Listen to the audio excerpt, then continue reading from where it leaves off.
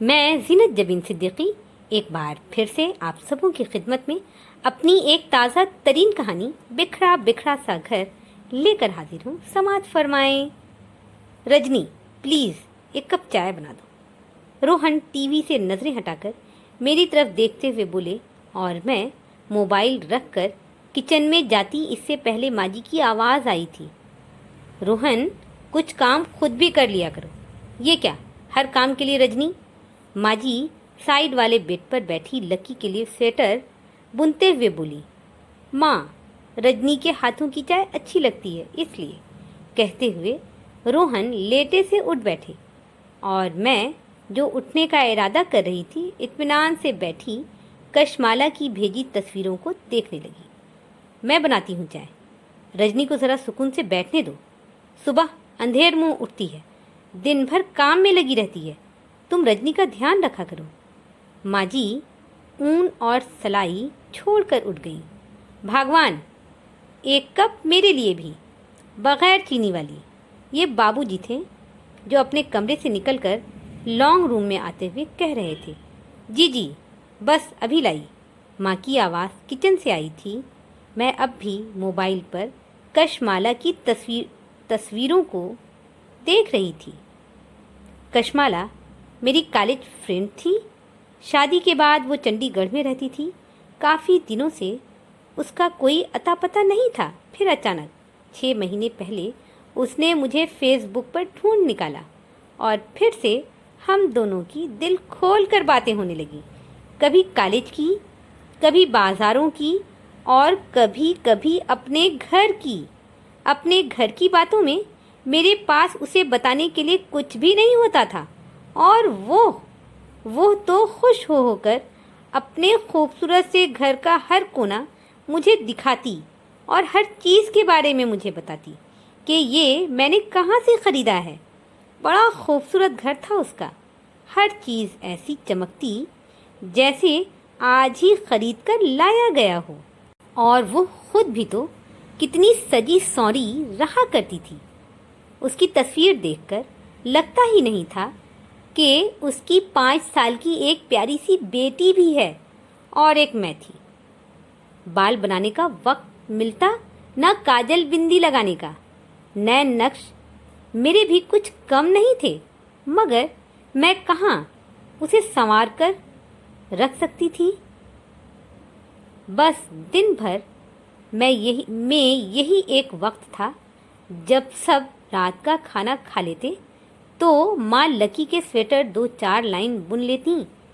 Lucky Rohan के साथ TV देख लेता, बाबा दवा खाकर आराम करते और मैं अपने कमरे में जाने से पहले मोबाइल पर आए मैसेज चेक करती और कशमाला की भेजी तस्वीरों को देखा करती थी। फिर सब अपने अपने कमरे में और दूसरी सुबह फिर से मेरी हर रोज़ वाली रूटीन शुरू हो जाती। सुबह लकी को स्कूल भेजना, माँ बाबा को नाश्ता देना, रोहन के नहा के आने तक उनका नाश्ता तैयार करना। माँ बाबा दलिया, पोहा, उपमा, कभी रोटी खाते और रोहन के लिए मुझे पराठे बनाने पड़ते। अपने लिए मैं रोटियां बनाती थी। रोहन के ऑफिस जाने के बाद कपड़े धोती, दोपहर का खाना जल्दी बना लेती क्योंकि माँ बाबा को खाना जल्दी देना पड़ता था। घर की सफाई भी करती, मगर मेरा घर बिल्कुल मेरी तरह ही तो था, अच्छा सा, खूबसूरत सा, मगर मैं उसे संवार नहीं पाती थी। उसे भी मैं कभी काजल और बिंदी नहीं लगा पाती थी। यानी मेरा घर भी मेरी तरह ही बिखरा सा था। तौलिया हॉल में रखे बड़े से गुलदान पर फैला होता। सोफे पर माँ जी ऊन फैलाए रखती। हॉल के दीवान पर बाबा का अखबार इधर उधर पड़ा रहता। टेबल पर लकी की छोटी छोटी गाड़ियाँ और ज़मीन पर उसके खिलौनों का ढेर। मैं खिलौनों को समेट कर रखती तो बाबा फौरन बोल पड़ते, खिलौनों को उठाकर मत रखो बेटा, अभी लकी आएगा, उसे उनकी ज़रूरत होगी, उसे लाओ मेरे पास, यहाँ रख दो। बाबा फौरन अपना अखबार साइड करते और मैं बास्केट में भरे खिलौनों को दीवान पर रखकर झाड़ू उठा लेती। डाइनिंग का तो हाल ही मत पूछें। कुर्सियों पर बाबा का गमछा, माँ की तह की हुई साड़ियाँ, रोहन की शर्ट और टेबल पर ज़माने भर की सारी चीज़ें, बाबा की दवाइयों का ढेर, माँ का अध सूखा आलू पापड़, अचार के डब्बे, माँ जी की सिलाई का सामान, लकी के खिलौने और उन सबको समेट कर रखना मेरे बस की बात नहीं थी। अभी रखो तो अभी ही उन चीज़ों की ज़रूरत पड़ जाती थी। फिर जितना वक्त समेटने में लगता उससे भी ज़्यादा वक्त उसे वापस से ढूंढने में लगता। बाबा कहते, बेटा मेरी चीज़ों को मत हटाया करो, तुम्हें परेशानी होती है। माँ जी कहती, कौन आता है, रहने दो, जो चीज़ें जहाँ पड़ी है। और मुझे अपना फैला सा घर बड़ा अजीब सा लगता। कोई आ जाए तो मेरी क्या इज्जत रहेगी। ओह, वो तो अच्छा था कि रोहन ने घर के बाहर एक खूबसूरत सा लॉन बना दिया था और बाबा की देख रेख में वहाँ के पौधों में बहार ही बहार थी। जो कोई आता उसी लॉन में बैठता और चला जाता। रोहन की बड़ी दीदी कभी कभी आया करती तो मुझे उनसे कोई परेशानी नहीं थी। वो तो घर की थी और मेरे मायके वाले आते तो कहते, जैसा ये लोग कहते हैं वैसा ही करो। बस मैं वही कर रही थी, सुबह शाम सिर्फ काम। और फिर भी घर था कि कबाड़ खाना फेल। मैं कशमाला की तस्वीरों में ही खोई थी और सब चाय पीकर अपने अपने कमरे में चले गए थे। रोहन मेरे पास आकर बैठे तो मैं मोबाइल पर से नज़रें हटाकर उन्हें देखी। सोने का इरादा नहीं है क्या? वो मोबाइल पर नज़रें डालकर कह रहे थे, नहीं सोती हूँ, कहें तो रात भर जागकर घर की रखवाली भी कर दूँ। मेरा इरादा ज़रा तीखा सा था। क्या बात है रजनी, नाराज़ हो?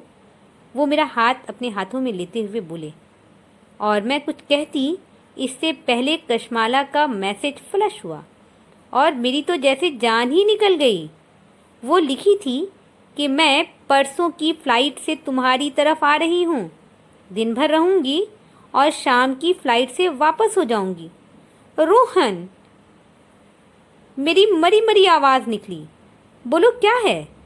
रोहन ने प्यार से मुझे देखा। वो कशमाला परसों आ रही है। मैं रूहान सी हो रही थी। वाह, ये तो बड़ी खुशी की बात है।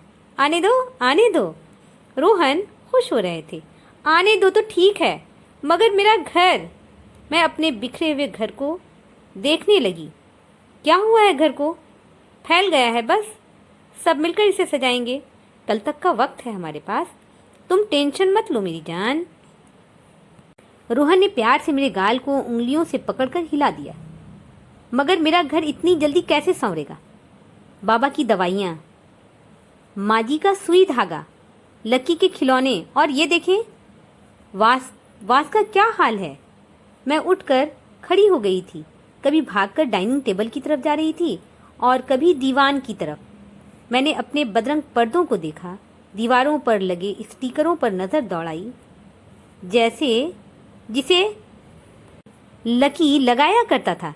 मैं गुस्सा करती तो बाबा फौरन कहते, बेटा बच्चा है, ये सब करने की उम्र है उसकी, करने दो, ज़रा बड़ा हो जाएगा तो वाइट वॉश करवा लेंगे। इसीलिए मैं मना करती थी कि स्टिकर दीवार पर मत लगवाएं। मगर मेरी इस घर में कुछ चले तब ना। अब मेरी दोस्त आ रही है, मेरी क्या इज्जत रहेगी। मैं ज़ोरों से रोने लगी थी। मेरे रोने की आवाज़ पर रोहन पहले और उसके बाद माँ जी और बाबा अपने कमरे से निकल आए थे और अब मैं रो रही थी। रोहन मुझे चुप कराने के साथ साथ माँ बाबा को बता रहे थे कि कशमाला आ रही है और रजनी को अपने फैले से घर की फिक्र है। माँ जी ने प्यार से मेरे सर पर हाथ रखते हुए कहा, मेहमान तो रहमत होते हैं, फैले घर की फिक्र मत करो, सब हो जाएगा। बेटा, ये घर हम सब का है। कशमाला तुम्हारी दोस्त नहीं, हमारी बेटी है, आने दो। ये बाबा थे। जो सोफा पर बैठते हुए कह रहे थे। माँ जी मेरे सर पर हाथ रखे खड़ी थीं और रोहन मुझे पानी का ग्लास पकड़ा रहे थे। मगर मेरा घर कबाड़ खाना लग रहा है, मैं ग्लास पकड़ते हुए बोली। आंसू एक बार फिर से गिर रहे थे। रजनी, कल सुबह तुम कशमाला के लिए गिफ्ट खरीद लाना। रोहन बाजार चला जाएगा और मैं तुम्हारे बाबा जी इस घर की खैर खबर लेंगे। और हाँ रोहन, तुम 2 दिनों की छुट्टी अपने ऑफिस से ले लो। माँ जी ने प्यार से कहा तो मैं पानी का पूरा ग्लास खाली कर गई। दूसरे दिन मैं उठी तो माँ और बाबा मुझसे पहले उठ गए थे। बाबा अपने बिखरे अखबारों को तह लगाकर एक बोरे में रख रहे थे और माँ जी अपना बड़ा सा बक्स खोले चादर, पर्दे और सोफे का खूबसूरत सा सेट जो वो काफ़ी दिनों पहले बनाकर रखी थी निकालकर पलंग पर रख रही थी। मैं उन पर्दों और सोफे के सेट पर बनाए गए धागे के वर्क को देखती रह गई। कशमाला के घर के पर्दे महंगे तो ज़रूर थे, मगर इन पर्दों पर मैं फिदा हो गई थी। कुछ दिनों से मेरे दिल में ये ख्याल आ रहा था कि कहीं माँ ने पर्दे बड़ी दीदी को ना दे दिया हो, मगर शुक्र था कि वो पर्दे माँ ने अब तक रखा था। मैं चुपचाप वहाँ से निकलकर किचन में आ गई। मेरे होंठों पर हल्की सी मुस्कान थी। रोहन उठकर फर्नीचर की सफाई में लग गए थे और मैं जल्दी जल्दी नाश्ता और खाना तैयार करने लगी थी।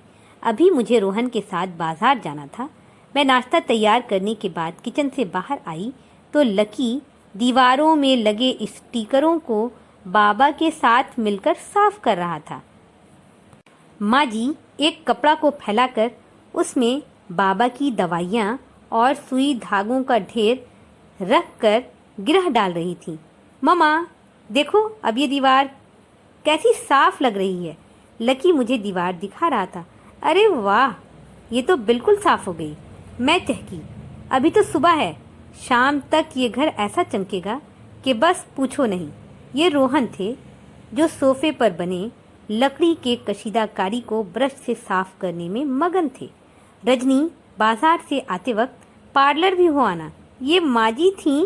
अरे पार्लर कहाँ जा पाऊंगी, अभी तो मुझे बहुत काम है। बस मैं नाश्ता करके रोहन के साथ निकलती हूँ और कशमाला के लिए कोई गिफ्ट खरीद लाती हूँ।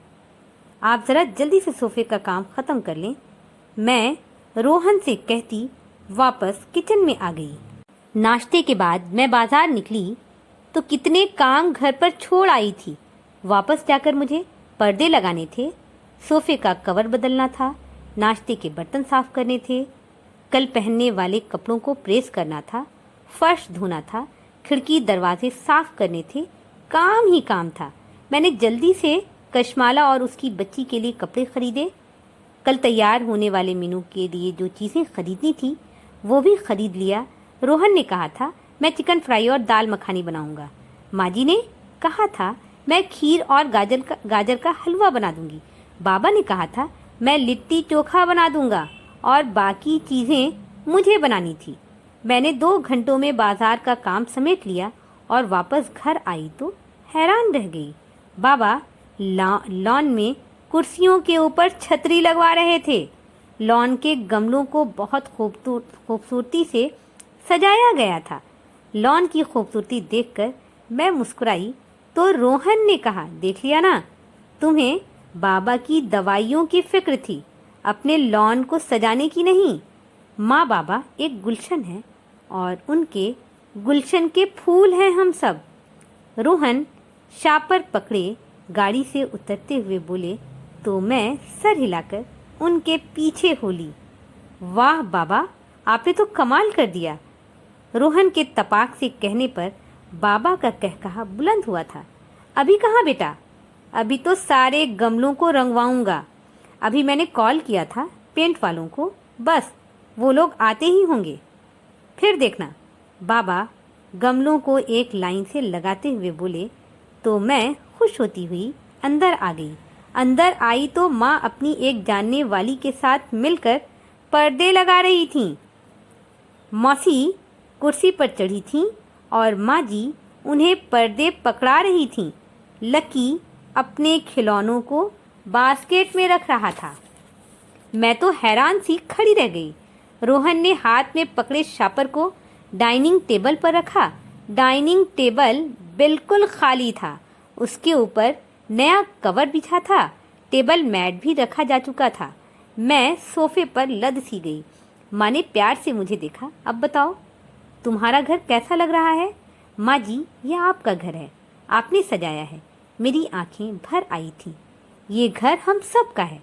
माँ जी पर्दा छोड़कर मेरे पास आ गई। मेरे सर पर हाथ रखा। रोहन ने मुस्कुराकर मेरी तरफ देखा तो मैं माँ जी का हाथ पकड़ ली। ये गुलशन आपने बनाया है, हम सब तो इस गुलशन के फूल हैं, कहती मैं उठकर किचन में आ गई। बड़ी प्यारी बहू है आपकी। मासी की आवाज़ मुझे किचन में सुनाई दी। सिर्फ बहू ही नहीं, इस घर के सब लोग बहुत अच्छे हैं, मैं सोचती हुई खाना गर्म करने लगी। दूसरे दिन घर की रौनक देखते ही बन रही थी। हर चीज़ अपनी जगह पर थी। बाबा ने आज का अखबार लॉन में ही रख छोड़ा था। माँ जी ने आज सुई, धागा, बटन, ऊन, कपड़ा, कैंची, किसी भी चीज़ को हाथ नहीं लगाया था। रोहन ने तौलिए को स्टैंड पर ही रखा था। लकी ने खिलौने नहीं फैलाए थे। बाबा की दवाइयाँ डाइनिंग टेबल पर नहीं बिखरी थीं। हाँ, दीवारों पर लगे स्टिकर को साफ करने की वजह से दीवार कुछ धब्बेदार ज़रूर लग रहा था। सुबह उठकर माँ जी ने खीर बना लिया। बाबा रात को ही लिट्टी के लिए सत्तू तैयार कर चुके थे। सुबह उठकर बाबा ने आटा लगा लिया। रोहन ने चिकन मैरिनेट किया। मैंने बिरयानी की तैयारी कर ली। मिक्स सब्ज़ी के लिए सब्जियां काट कर रखी। जूस तैयार किया और 8 बजते बजते हम सब तैयार भी हो गए। रोहन लकी को लेकर एयरपोर्ट चले गए और मैं नाश्ता तैयार कर चुकी। कशमाला आई तो मेरा घर देखकर खुश हो गई। लकी कशमाला की बेटी को लिए लॉन में खेलने लगा। माँ जी नाश्ता के बाद बाबा को साथ लिए लॉन में बच्चों के पास चली गईं। रोहन कुछ देर कशमाला से बातें करते रहे, फिर वो भी बच्चों की तरफ चले गए तो मैं कशमाला से बातों में लग गई। वाह, ये कवर तो यूनिक लग रहा है। कशमाला सोफे पर बैठी तो कुशन को उठाकर अपनी गोद में रखते हुए बोली, हाँ, माँ जी ने खुद तैयार किया है। मैं खुश होते हुए बोली, माँ बाबा तुम्हारे साथ ही रहते हैं क्या? उसका अंदाज ज़रा अजीब सा था। नहीं तो, मैं उनके साथ रहती हूँ। मेरे आराम से कहने पर वो खिलखिला कर हंस पड़ी। फिर कुशन सोफे के साइड पर रखती हुई बोली, बात तो एक ही है। एक नहीं है कशमाला। अगर वो हमारे साथ रहते तो हम जब चाहते उन्हें निकाल सकते थे। मैं एसी ऑन करती उसके पास आकर बैठ गई तो वो सर झुकाकर रह गई। उसने कई बार कहा था कि मेरे सास ससुर हमारे साथ नहीं रहते, तभी तो हमें इतनी आज़ादी है। वो तो अच्छा हुआ कि मेरे कहने पर प्रेम उन्हें गांव में ही छोड़कर शहर चले आए। साथ रखो तो परेशानियां भी बढ़ जाती है। कशमाला की आवाज़ बहुत धीमी हो गई थी। ऐसा नहीं है कशमाला, माँ बाबा की दुआओं से परेशानियां कम हो जाती हैं। मैंने बहुत प्यार से उसे देखा तो वो नज़रें चुरा गई। दोपहर खाना खाने के बाद माँ बाबा अपने कमरे में चले गए। रोहन ने दोनों बच्चों को अपने पास रख लिया तो मैं चाय बनाने किचन में आ गई। कशमाला मेरे साथ थी। ये दीवारों पर क्या लगा था? वो दीवार के धब्बे देखकर मुझसे पूछ रही थी। लगना क्या है? लक्की ने स्टिकर लगा दिया था। कल खुद ही साफ भी किया है। मैं चाय कप में डालकर उसे पकड़ाई और 2 कप ट्रे में रखकर हॉल में आ गई। 1 कप रोहन को दी और दूसरा मैं खुद पीने लगी। माँ बाबा खाने के बाद चाय नहीं पीते थे। तुम मना नहीं करती क्या कि दीवार ख़राब हो जाएंगे? वो मेरे साथ सोफे पर बैठती हुई बोली। करती तो थी, मगर बाबा, मैं कुछ कहते कहते चुप हो गई कि तभी कशमाला की बेटी जोर से कहने लगी, मम्मा, लक्की अपने खिलौनों से खेलता है, गाड़ियां भी हैं इसके पास, वो सोफे पर, टेबल पर, पलंग पर सब जगह चलाता भी है। आप तो मुझे ऐसा करने नहीं देती। वो मुंह बना रही थी। कहाँ हैं खिलौने? मुझे तो नज़र नहीं आ रहे। कशमाला चाय का कप साइड टेबल पर रखती हुई बोली, है ना आंटी, मगर मम्मी ने निकालने से मना किया है, इसलिए लक्की बोलते बोलते रुककर मुझे देखने लगा। और मम्मा, पता है, लक्की की दादी ने लक्की के लिए नया स्वेटर भी बनाया है। ये रोज अपने दादू के साथ बाहर खेलने भी जाता है। लक्की की दादी लक्की को कहानियां भी सुनाती हैं। रोज दीवान से उतरकर कशमाला के सामने खड़ी कह रही थी और कशमाला के खूबसूरत चेहरे का रंग बदल रहा था। मम्मा, दादी और दादा को बुला लो ना, मुझे भी उनसे कहानियां सुनना है, बाहर खेलने जाना है। रोज कशमाला की गोद में चढ़ आई थी। लक्की, तुम रोज को अपने खिलौने दिखाओ। रोहन की आवाज़ आई तो लक्की अपने खिलौनों का बास्केट उठा लाया और उसे हॉल में उलट दिया। सारे खिलौने बिखर गए। रोज दौड़कर एक गाड़ी उठा ली और उसे सोफे पर, दीवान पर, टेबल पर चलाने लगी। वो मुंह से गाड़ियों वाली आवाज़ भी निकाल रही थी। लक्की के हाथ में दूसरी गाड़ी थी। वो उसके पीछे अपनी गाड़ी भगा रहा था और साथ में वो भी गाड़ियों वाली आवाज़ें निकाल रहा था। घर में एक तरह का शोर बरपा हो गया था। कशमाला, मैं और रोहन उन्हें देखकर हंस रहे थे। रजनी, मैं यहाँ से वापस जाकर रोज की दादा दादी को अपने पास बुला लूँगी। अब मैं भी उनके साथ रहूँगी।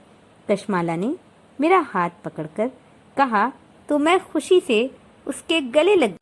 तभी माँ बाबा अपने कमरे से बाहर आए। बिखरे खिलौनों को देखकर बाबा ने माँ जी से कहा, भगवान, ज़रा तुम भी मेरी दवाइयों को ढूंढ निकालो। सुबह मैंने शुगर की दवा नहीं ली थी, अब मुझे पसीना आ रहा है। बाबा की आवाज़ पर मैं और रोहन अपनी जगह से उठ खड़े हुए। रोहन ने दराज चेक किया, दवा नहीं थी। मैंने अलमारी में देखी, दवा नहीं थी। मैंने अलमारी में देखा, दवा नहीं थी। माँ ने बड़े कपड़े वाली गेटरी खोल ली। उसमें से बाबा का चश्मा, माँ की सिलाई की चीज़ें और बाबा की दवाइयाँ बाहर आ गईं। माँ गेटरी को समेट रही थी। रोज़ बेटा, घर चलकर मैं भी तुम्हारे सारे खिलौने अलमारी से निकालकर दे दूंगी और तुम्हारी दादी से कहूँगी कि वो भी तुम्हारे लिए स्वेटर बुन दे। कशमाला की बात पर रोज़ गाड़ी छोड़कर तालियां बजाने लगी। मुझे अपना बिखरा बिखरा सा घर आज पहली बार बहुत खूबसूरत लग रहा था। मैंने दिल में सोच लिया कि ये घर कितना भी बिखर जाए, रिश्ते कभी बिखरने ना पाए। मेरी आज की कहानी यहीं पर ख़त्म होती है। मैं अपनी अगली वीडियो में अपनी एक ताज़ा तरीन कहानी के साथ जल्द हाजिर होती हूँ। जब तक के लिए मुझे इजाज़त दें। अपना ध्यान रखें, अपनों का ध्यान रखें। फ़ी अमानिल्लाह।